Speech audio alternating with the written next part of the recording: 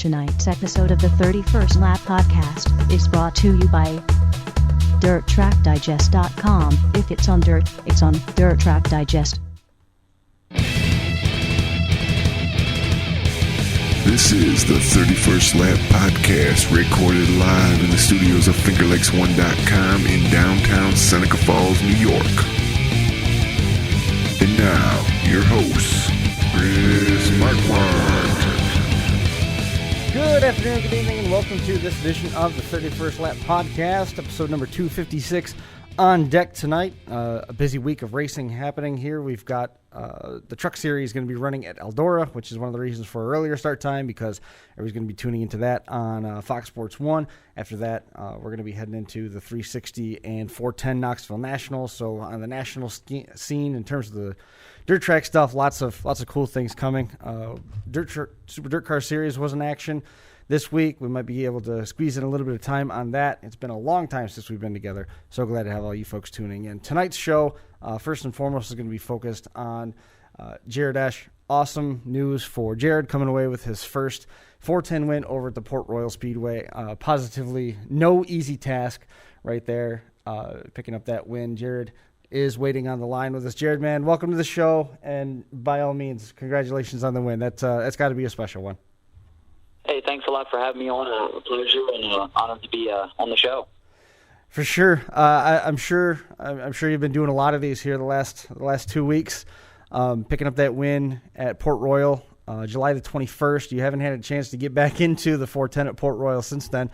Got some racing coming up this week. How has the attention been since the checkered flag fell? It's been really cool, and it's it's something you kind of always dream about doing, and it's still a long way to go to get some where you want to be. Some of these guys, Brad Sweet, Donnie Schatz, David Gravel, even where my dad's career went. I got a long way to go, but that first one always seems to be the hardest to get. So it's really cool to be able to get that one. But this week coming up, we got the Dream Race, and that win's gone. It's a new week, and it's time to get after it again. What's it been like preparing for this week with the extended time off and coming off of a win? It's something that you haven't done before with the 410. Other divisions, obviously, you've gotten ready following wins, such like, but with the 410, specifically getting ready for Port Royal, leading up to this week, is there a different atmosphere in the shop trying to get the car ready? Well, actually, because I decided to hit the wall and try to screw up my win there, I had to do some repairs. We actually broke the frame and bent it a little bit and had to replace the front axle and stuff. So we're playing catch up with getting some parts together and stuff like that. But no, you just fine tune your stuff. Spend some time to sit down with the guys and just talk. And it's a big game this weekend with you got a semi feature there and then the main event. Mm-hmm. So a lot of stuff going on. Just go through all your stuff and make sure everything's perfect. And that's first battle. Actually, probably the biggest battle is just making sure everything's ready to go. And you can't have any equipment failures, because even if your car's the best car out there, if you got parts or equipment failures, you don't get a chance to get that victory. So we just been spending some time going through everything, and just trying to make sure everything's as good as it can be and ready to go. Now let's jump in the time machine a little bit and go back to, I think it was the week prior to the win, when you were leading and then got tangled up with a lapped car, and it ended the bid for the win. Then what was that? Was it defeating? Was it just a racing thing? Was there a sense of loss that came with that? But actually, me and the lap car almost got close to touching, but that wasn't the reason that we had to drop out there. When we got back with that restart, I noticed that the motor sounded like it was going sour, and so we pulled in there, and luckily I did in time that all the nozzles were clogged. I don't know if we got some stuff in the fuel or, something happened, whatever it was, but it was actually clogged all the nozzles and was pretty close to probably blowing up. Sure. And luckily was able to save it there, and that actually was the motor we came back and won with. Where our best motor was getting rebuilt, and our other one we heard at Speed Week. So the motor we won with was the oldest one we had, and probably about 30-year-old motor, but luckily it's made it through the weekend of almost trying to blow up and held on for a win. So we'll go to that win right there. You've got a 30-year-old motor in it.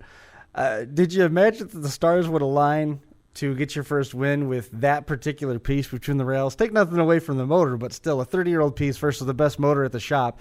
There's a reason why this one wasn't in the car all along. Yeah, and for sure. And honestly, I tried a long time ago, I shouldn't say a long time ago because I haven't been racing that long, but, when I first started this journey is to just go out and do your deal. And I've watched my dad a lot, and, there's a lot of times you can get yourself over-psyched up and, make mistakes and stupid mistakes that you know better than, and, sometimes cost you a win. And I think that's why, being a kid, Fred Raymer used to always talk about winning from the pole was the hardest thing to do because you start on the front row. You're like, man, I got to win this, no mistakes. And, we got to start ninth there. We didn't have a very good heat race, missed the handicap system that Port Royal does, and started ninth. And I think out of the 9 cars, probably almost all top 8 in points or 10 in points were in the top, 8 there. I think there might have been 1 or 2 that weren't. But, starting ninth, I was just going to go do my race and do the best I could and see what happens. And I think sometimes when you relax and just go out and race like we did, sometimes it just breeds a little bit more success because you're calmer in the car and you don't overextend and make mistakes, but you just go out there and race and whatever happens, happens.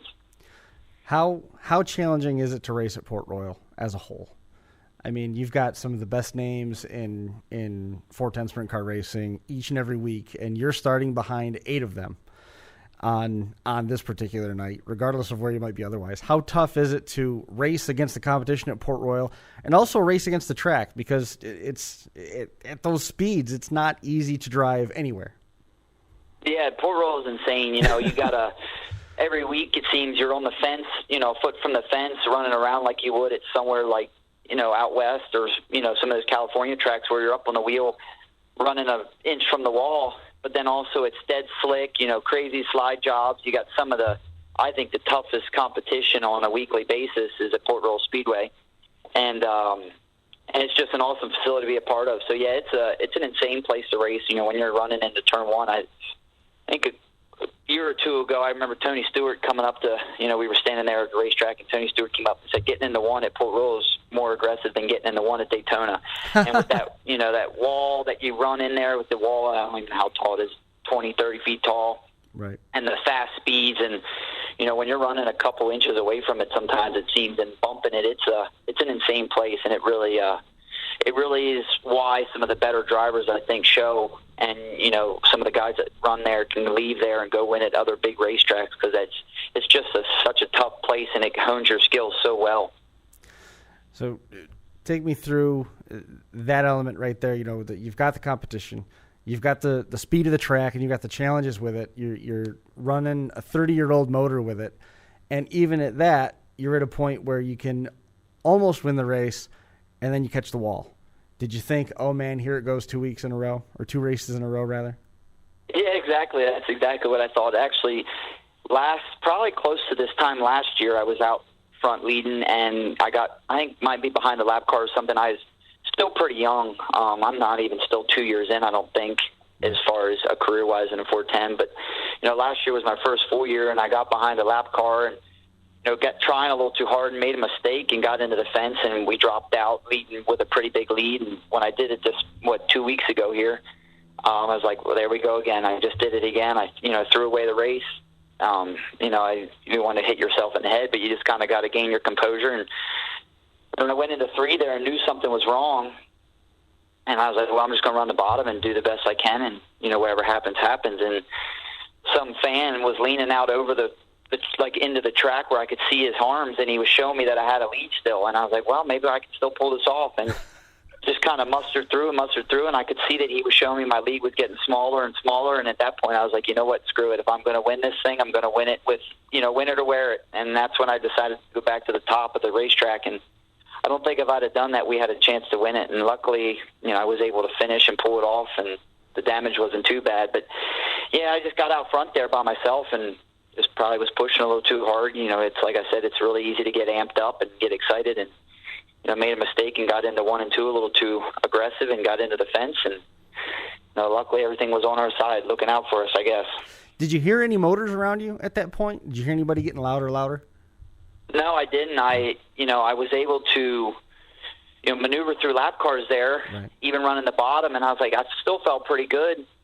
But I think when I decided to move up there, we still had a decent lead. It wasn't huge, but at that point, I just kind of, that fan really helped us out there. Right. But yeah, I didn't really hear anything. I kind of just was, if it wasn't for that, I probably would have just kept doing my deal till it was too late, and I probably would have got past. But, luckily, I guess when it's your time, and all the stars align for us. Well, I mean, that's one of the dangers of leading, right? You're out front, you're not searching around to find that fastest line. If you think you feel good on the bottom, all of a sudden the whole train passes you on the top.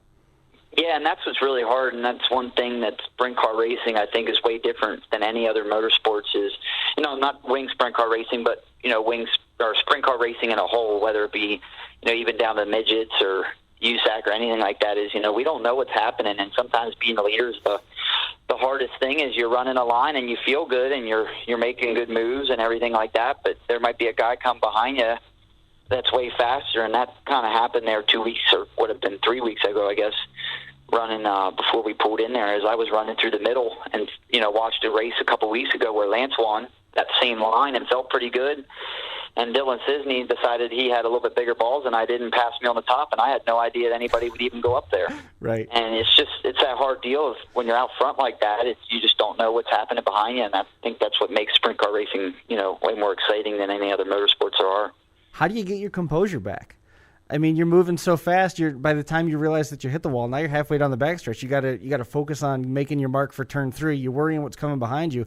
How do you get that composure back? Because everything's happening so fast. I spent a lot of time. My dad never wrote me a check. He never said, "Here, go buy a new car. Here, I'll buy you a truck and trailer." But what I was able to do was I watched a lot of what he did throughout his career. And, I was very fortunate in that aspect that, yeah, my dad might not have spent a bunch of money on my racing career, but he taught me a lot more than probably most people could. And a lot of times it was just, I'd go to the racetrack on a Friday night when I wasn't racing, and I would just watch and watch and watch. And not only watch him, but watch everybody else. And then I'd go to an outlaw show and watch more. And I'd go stand in a corner here and go stand in a corner there, and I just would watch a lot of things people did. And whether, when they dropped their elbow to enter the corner and when they nosed into the corner and how early they lifted. And I'm not saying that's, was able to, that all helped me gain my composure, but just spending a lot of time watching, listening, and learning. You watch those guys that, everybody has been in a situation where the composure needs to be gained. Sure. And I just watched how people in previous years and people that are, amazing in this sport, how they handle them situations and, just try to apply it to some of the stuff that I do. One of the things that I always like to ask, first-time winners or people that came off of big wins and stuff like that is, at what point did you know the race was yours? I honestly thought when I got the third and passed and got to the lead, I thought for sure, without being, still being humble, that, I think we got a pretty good shot at this. And even after I hit the fence and, ran the bottom there and got back to the top, and we were cruising around, and I was like, you know what, I feel okay. I think I got this. And a caution came out with 2 to go. Right. And I was like, I just lost the race. This is not where I want to be. I'm not going to be able to maintain a perfect line on the restart. I knew something on my right front was broke. I wasn't sure. My nose wing was flapping around, and I didn't know what was broke on the right front. My steering wheel was not in the same location it was, where I normally run it. So I knew something, and the steering was off. Right. I was like, I don't think I have enough. I can run into 1 and 2 on the restart here hard enough to be able to hold them off and win. So I'm idling around, and my motor starts sputtering, and I'm like, I'm running out of fuel. And so we're sputtering around there. I got a broken front end. I'm running out of fuel, and on the restart there, I waited till the last minute to try to, catch them off guard. And sure. I don't know how it worked. We're going down the last 2 laps. The thing's sputtering, and I'm trying to make myself as wide as I can down the last straightaway there to checker, just if anybody's on me, just to try to block as much as I can. But like I said, when it's your time, and, luckily the stars aligned and everything. How was it catching? Once you got to that third spot, you thought it was yours. How was it catching up to second and getting past them and moving up to first and getting past them? It was crazy, when there was a restart there, I think pretty early in the race, and we were behind Logan Wagner and them. And when I got past those guys and got to third and was chasing them down, I was like, you're never really sure how good you are, till you racing and, start reeling people in. And I was like, wow, we're a lot better than I thought we were. Mm-hmm. And, you catch those guys, and you kind of have a slight, you're kind of amped up in the seat and everything like that, and you're kind of watching them race each other, and you're just kind of chuckling, going, keep racing each other because I'm coming. Right. I'm coming to get you. But no, it's just cool when you get that confident feeling in a race car. There's just no other feeling is when you feel good. They're just really fun to drive, and it's even if you don't win, when you get a comfortable race car, it's just there's nothing like it, and it don't happen often because of the variables of the sport. But that night we just happened to. I felt super comfortable, everything just aligned, and it. When I got to third there, I knew we had a good shot at it, and I was ready to get after it. What did Dad tell you first thing in Victory Lane? Dad actually wasn't there. Dad don't make it to many races. He after he got out in 2017, he got a little house in the Chesapeake City area. Right. Or Chesapeake Bay area, I'm sorry. It's Northeast Maryland. And he don't come much. He goes down there and has my uncle has a boat, and they go out boating and have some fun with friends and stuff, and that was kind of his way to get away from racing. But so that was a tough one. He actually called me in Victory Lane, and we were talking for a little bit, and that's probably would have made it that much sweeter if my dad would have been there. But sure. I knew he was there in spirits, and we talk a lot. Sometimes we text throughout the night, and we call each other. When we have downtime and stuff. But no, my dad's been he might not always be there, but he's been the number one supporter and has taught me a lot, and it's really why I'm where I am today. Is that a conscious learning effort? I mean, does he sit down and say, "Hey, this is what you need to do," as if you're reading a textbook or you're in a college class, or is it just is it skill by absorption, just by being around it and seeing what they're doing, and you're observing what's happening, and that is then just kind of innately ingrained in what you're doing? I'd say a lot of it's just off of absorption. There's definitely been times where I've said, "Hey, Dad, on a restart, what do you think I should do here?" Or, how would you go about this? And he's definitely given me his opinion there. But like I said, I think growing up, I've spent so much time just absorbing everything and watching and, even just how to work on the car, just down to, what bolts and what wrenches and everything, is all just, I think I spent a lot of time absorbing, and I try to be very observant to the things that are going on around me, and I think that's really helped me, even when I ran my own deal and stuff, just kind of, when I got into racing, I was, in 2010, I bought my first micro, and my dad was racing every weekend still, sure. And I was on my own going to the races, and he's like, I got your back, 100% support you, but you're on your own, and you got to figure it out, and that's how he did it, and I was lucky enough that I had, when I was younger, to be able to look at and watch and never see everything that he did, so that when I did get out on my own, I could apply it to my own situation. Is there pressure that comes with having Doug Ash as your dad? No, I don't really think of it as that. I think of more of it as an honor, and I do try to live up to his name and carry on the legacy of being his son. But other than that, I'm just out there to race and have fun, and I know he expects no different out of me than to do the same, is just go have fun and do your deal. But I take it more as an honor than I do pressures, anything like that. I'm very honored to be able to say my dad's Doug Esch and have him teach me everything that he has, and be able to watch his career as a little kid grow, and be a part of some of the big wins that he had.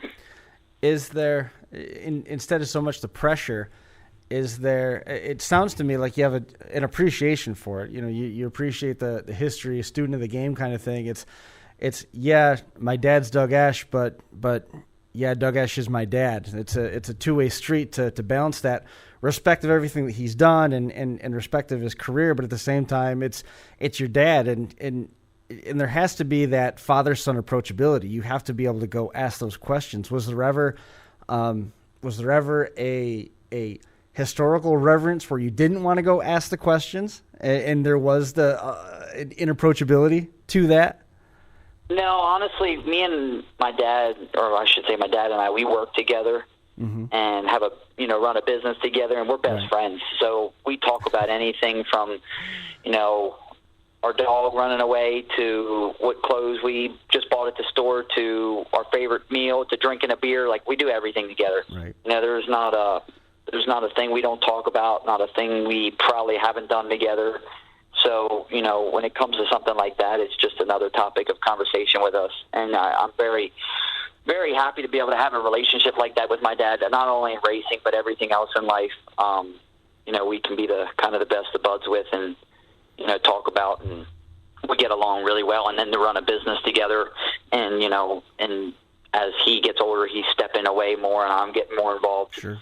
They take it over to where he can sit back and kind of watch it all run and everything like that. Enjoy retirement off of it. It's a pretty cool thing. What was it like growing up in and around that race shop? I mean, the success that Doug himself had, and then the different people that have been in that car that have ended up parking it in Victory Lane. It's got to be pretty cool to grow up around that. Yeah, so one of the Dick and Leslie Leach, who are still great supporters of mine, are probably the biggest memorable moment of when I grew up. I was a little younger. My dad ran 358s there, but I was still pretty young at that point. I was there, but I don't remember much. And then when he moved on to the 39 car, I helped them a lot.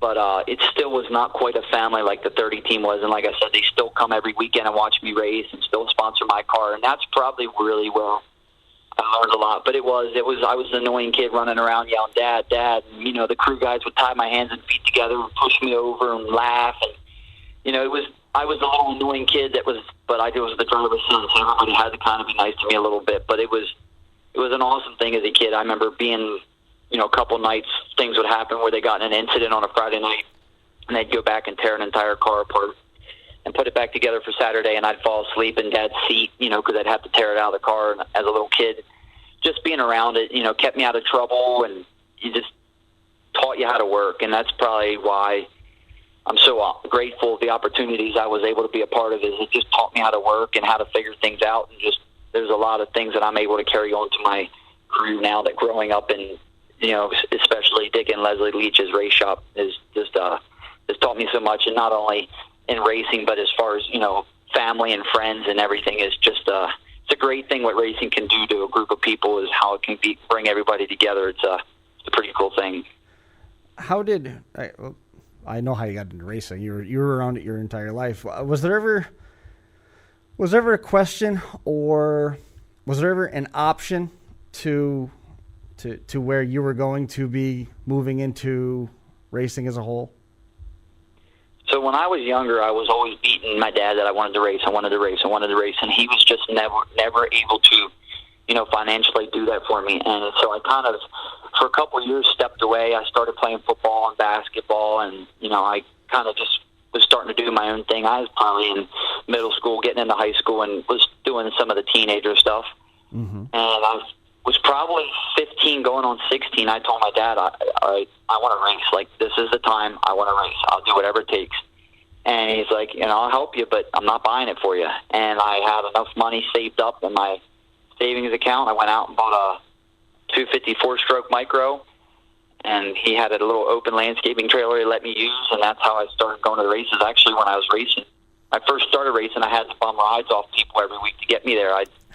Whether my mom took me, my grandpa, my cousin, because I wasn't old enough to drive. And then when I was old enough to drive, every Saturday I would take myself to the races, and that's just how it started. And, we'd call each other and talk a little bit on the phone, and he helped me out. But, when I decided to make the decision to get into the racing world, he told me, I got your back and I support you, but you're on your own and you need to figure it out, kind of like he had to when he was a kid. And when I was a kid and looking back, I was always irritated and wish he would have helped me more. But, now after, especially, you worked hard enough to get your first win, I'm really glad that he, I never had anything handed to me. I always had to work for it. Right. And when you get something like your first 410 win, I think it means that much more. That, when I was a kid, yes, I would have loved my dad there to be at the racetrack, but it allowed me to work harder, and I had to figure things out on my own. And I think it's helped me get to where I'm at today. The racing itself, you said you've been in 410s for only 2 years, and honestly, when I was reading up on everything and getting ready for the show tonight, I got the vibe that you've been in the car a little bit longer than that. What was the feedback from your peers and some of the generation above where you're at right now? Some of the trickle down feedback, I guess, from some of your dad's peers on finally picking up that 410 win.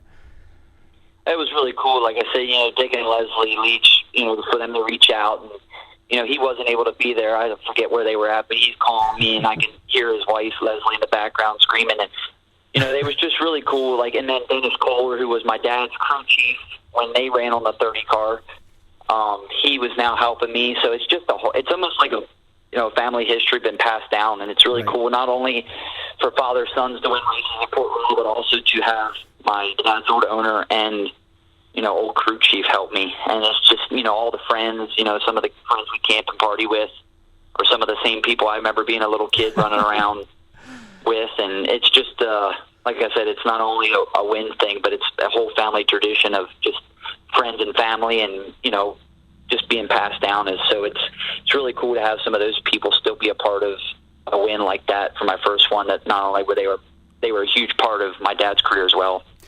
What's next? I mean, this weekend you've got the Dream event, of course, at Port Royal. You've got the rest of the season to go through. Now that we got the first win on the checked off of the list, what's next? Where do you want to go from here?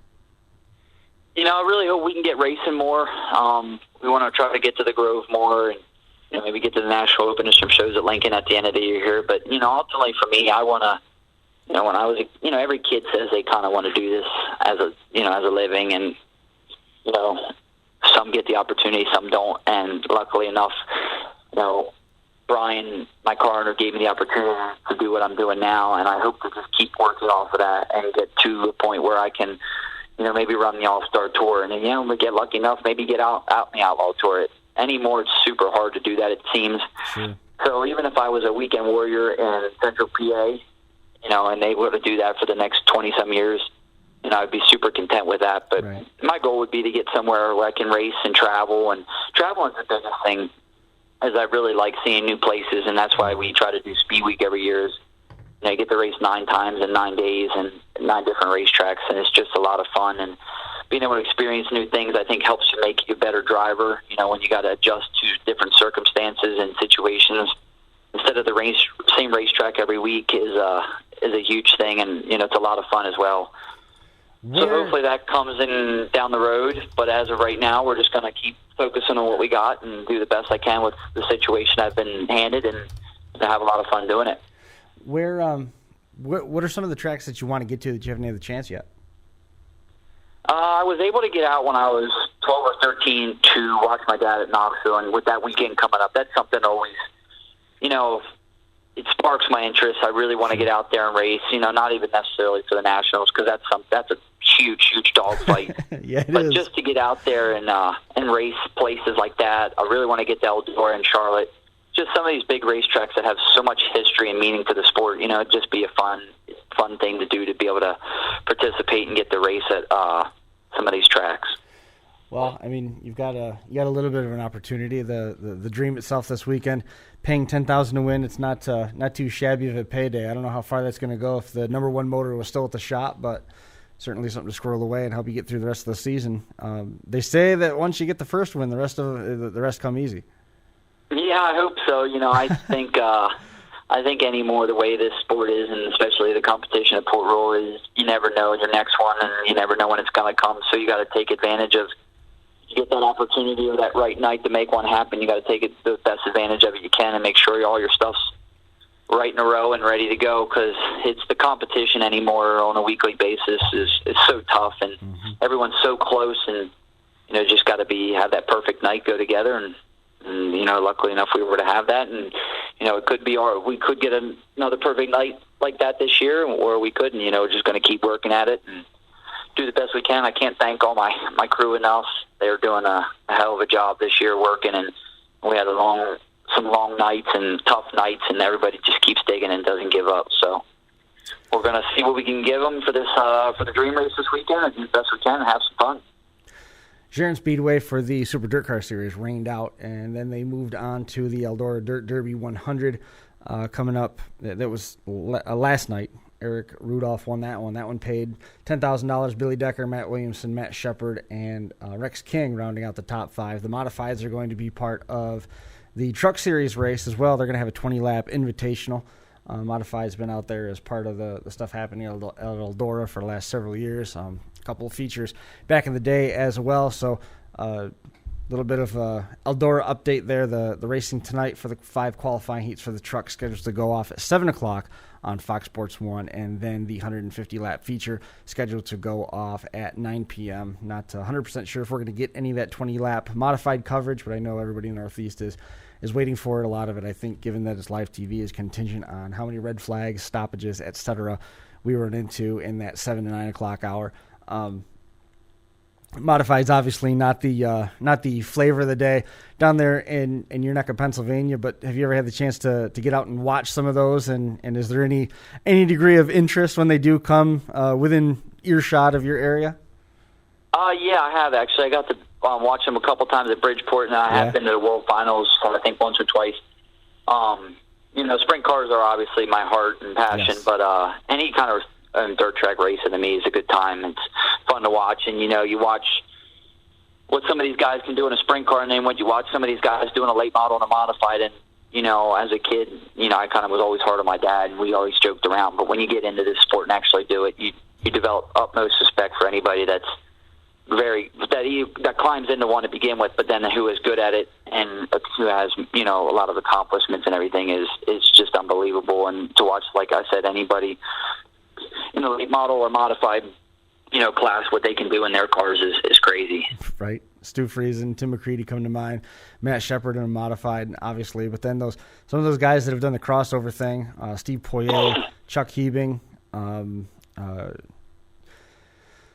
I can't believe I'm blanking, Jason Barney and Sean Donath, those guys that have been able to cross over and move into the sprint car ranks and find some success. It's always good to see, but I think Stu Friesen probably top on the list in terms of crossing over from modified to sprint cars. Danny Varon, Bobby Varon as well, finding success in 360s and a little bit of 410 action. We saw those guys when they were running, trying to chase down Davey Franek at Utica Rome a couple times this year, and then when the All-Star Circuit of Champions were in town, Davey Franek looked like he had a real good shot at making some noise, but then he spun out on the first lap and had to battle back from the back. But anybody that climbs into a race car, that's I gotta give them all the respect as well, because it's something I've never had the opportunity to do. And after you look at how expensive it is, I don't want to risk having to tear somebody's stuff up.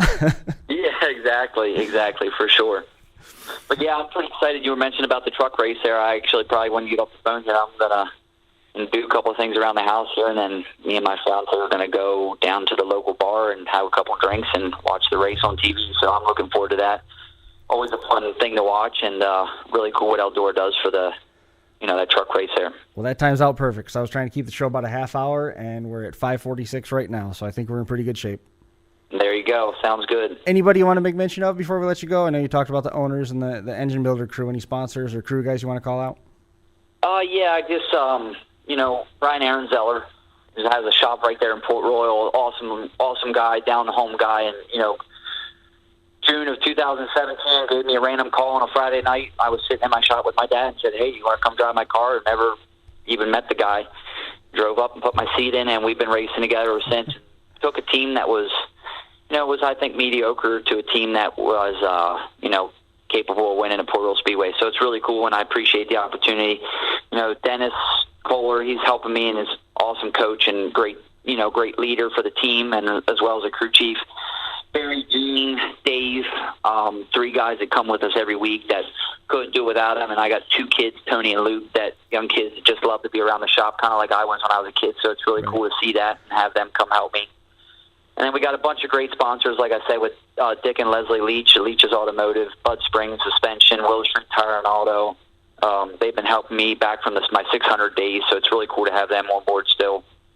BDI, the auction guy, also a great friend from Port Royal there, comes in the shop every week and loves racing. Is a great supporter. Let me see, Matt Ezra is a local bar in town there in Mifflintown, so it's pretty cool to have them on board. Hartley's Chips, one of the distributors, is a good friend of this, comes into the shop all the time. And I'm sure I'm probably missing a couple others. Sponsors Racing Products, DMI, Precise Racing Products, and I'm sure there's a couple others that I'm missing. I'm not always the best at remembering things, but no, there's just so many people that help us out, and I couldn't do it without all of them. And driver gets some of the glory when a win like this, but there's so many people behind the scenes that deserve it just as much, if not more. So I really appreciate all the help they give. Awesome. Jared, man, I appreciate you coming on the show, and I wish you the best of luck this weekend. Enjoy the race from Eldora, and check in again as the summer goes. Hopefully you pick up another win, and we'll talk about that too. Hey, I really appreciate having me on, and take care, and thanks for everything you do for the sport. It's really cool what you and a couple other people do with these podcasts and stuff. It means a lot to us drivers and teams that we're not always on ESPN and some of these big time stuff like the Outlaws are. So anytime we can get a little bit of publicity, it helps our teams a lot. So I greatly appreciate it. You bet, man. Anytime. Happy to help. Yep. Thank you. Have a good one. Thanks a lot. You too. Bye-bye. There's a couple thoughts from Jared Esch following his win at the Port Royal Speedway. That's going to do it for us here. 256 is in the books. We appreciate all the folks that tuned in and hung out with us here tonight. I know everybody wants to get their TVs tuned in for the rest of the racing with the Truck Series and that 20-lap modified invitational. We will see everybody again. It'll probably be a little bit. We're going to be on the air with Final Round Drag Racing Podcast next week, and then the following week we're going to be off with both the Crash Course and the 31st lap. Going to be on delay because we're going to be in Iowa hanging out with some friends out that neck of the woods. So we do appreciate all of you folks again who continue to support the 31st lap. That is going to do it for us here at the North Park Building at Academy Square. We'll see everybody again next time. Thanks for watching.